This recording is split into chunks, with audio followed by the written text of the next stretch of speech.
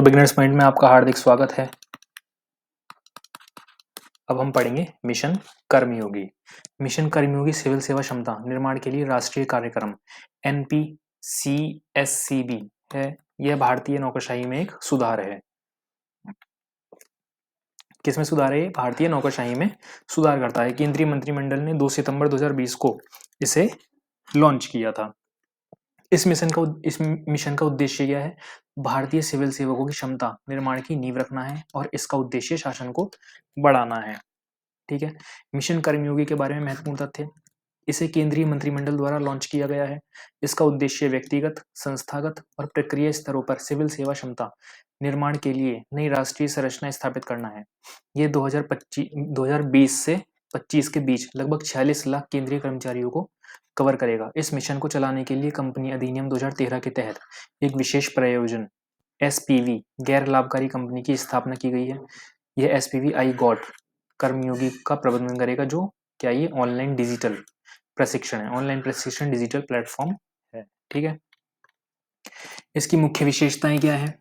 Mission कर्मयोगी सरकार में बेहतर मानव संसाधन प्रबंधन प्रथाओं की दिशा में एक कदम है। इसकी निम्नलिखित विशेषताएं हैं।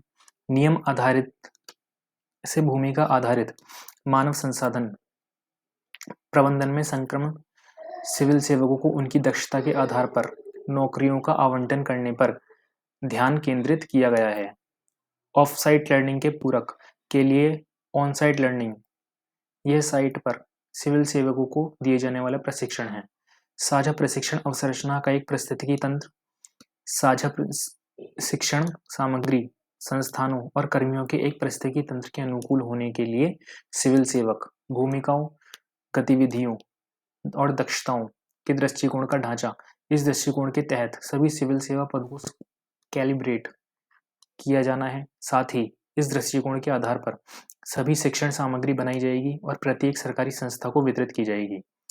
व्यवहारिक, कार्यात्मक और डोमेन दक्षताएं सिविल सेवकों को अपने स्वसंचालित और अनिवार्य सीखने के रास्तों में अपनी दक्षताओं का निर्माण करने के लिए है।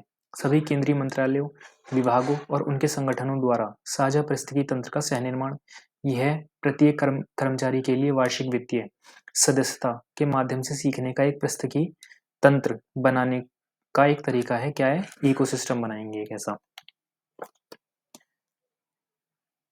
शिक्षण सामग्री निर्माताओं के साथ साझेदारी की जाएगी। सार्वजनिक प्रशिक्षण संस्थान, विश्वविद्यालय, स्टार्टअप्स और व्यक्तिगत विशेषज्ञ इस क्षमता निर्माण उपाय का हिस्सा बनने में सक्षम होंगे। iGOT कर्मयोगी क्या है? यह मानव संसाधन और विकास मंत्रालय MHRD के तहत एक एकीकृत सरकारी ऑनलाइन प्रशिक्षण डिजिटल प्लेटफॉर्म है जो भारतीय राष्ट्रीय लोकाचार में निहित वैश्विक सर्वोत्तम प्रथाओं से सामग्री तैयार करके क्षमता निर्माण कार्यक्रम प्रदान करेगा। यह व्यक्तिगत, संस्थागत और प्रक्रिया स्तरों पर क्षमता निर्माण तंत्र के व्यापक सुधार को सक्षम करेगा। सिविल सेवकों को ऑनलाइन पाठ्यक्रम लेना होगा और उनका मूल्यांकन उनके पाठ्यक्रमों के आधार पर किया जाएगा। प्रत्येक पाठ्यक्रम में उनके प्रदर्शन के आधार पर उन्होंने अपनी सेवाओं की अवधि में विस्तार किया है। सिविल सेवकों के लिए विश्व स्तरीय सामग्री के सभी डिजिटल ई-लर्निंग पाठ्यक्रम इस प्लेटफॉर्म पर अपलोड किए जाएंगे। ऑनलाइन पाठ्यक्रमों के साथ परिवीक्षा अवधि के बाद पुष्टि, तैनाती, कार्य असाइनमेंट और रिक्तियों की अधिसूचना आदि जैसी सेवाओं को भी प्लेटफॉर्म पर एकीकृत किया जाएगा। मिशन कर्मयोगी के 6 स्तंभ हैं। नीतिगत ढांचा, संस्थागत ढांचा, योग्यता ढांचा, डिजिटल लर्निंग फ्रेमवर्क, इलेक्ट्रॉनिक मानव संसाधन प्रबंधन प्रणाली, निगरानी और मूल्यांकन।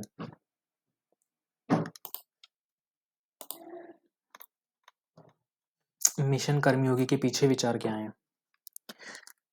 सिविल सेवाएं भारतीय प्रशासन की रीढ़ है। सिविल सेवाओं की क्षमता निर्माण को बढ़ाने के लिए किया गया कोई भी सुधार बेहतर शासन की दिशा में एक महत्वपूर्ण कदम है। सिविल सेवाओं की क्षमता निर्माण के लिए उठाए जाने वाले कदम: कार्य संस्कृति के परिवर्तन को जोड़ना, सार्वजनिक संस्थानों को मजबूत करना, आधुनिक तकनीक को अपनाना। मिशन कर्मयोगी की सर्वोच्च संस्था भारत के प्रधानमंत्री की अध्यक्षता में सार्वजनिक मानव संसाधन परिषद मिशन कर्मयोगी का शीर्ष निकाय होगा। इस परिषद के अन्य सदस्य इसमें शामिल होंगे। केंद्रीय मंत्री, मुख्यमंत्रियों, प्रख्यात सार्वजनिक मानव संसाधन व्यवसायी, विचारक, वैश्विक विचारक नेता और लोक सेवा के पदाधिकारी। मिशन कर्मयोगी का संस्थागत ढांचा। मिशन कर्मयोगी को लागू करने में ये संस्थाएं करेंगी मदद। प्रधानमंत्री, सार्वजनिक मानव संसाधन HR परिषद, क्षमता निर्माण आयोग, ऑनलाइन प्रशिक्षण के लिए डिजिटल संपत्ति और तकनीकी मंच के स्वामित्व और संचालन के लिए विशेष प्रयोजन वाहन। कैबिनेट सचिव की अध्यक्षता में समन्वय इकाई। मिशन कर्मयोगी के तहत क्षमता निर्माण आयोग के उद्देश्य क्या हैं? ये सार्वजनिक मानव संसाधन परिषद की सहायता करेगा। यह उन सभी केंद्रीय प्रशिक्षण संस्थानों की निगरानी करेगा जो सिविल सेवा क्षमता निर्माण के लिए सक्षम है। यह भारी संख्या और संसाधन केंद्र बनाएगा। यह क्षमता निर्माण कार्यक्रम के कार्यान्वयन में हितधारक विभागों की सहायता करेगा। यह प्रशिक्षण और क्षमता निर्माण शिक्षा शास्त्र कार्यप्रणाली के मानकीकरण पर सिफारिशें करेगा। यह सरकार में मानव संसाधन प्रथाओं से संबंधित नीतिगत हस्तक्षेपों को सुझाव देगी। ठीक है, इसी के साथ ये कर्मयोगी मिशन होता है समाप्त और अब मिलेंगे अगली योजना में। तब तक के लिए धन्यवाद।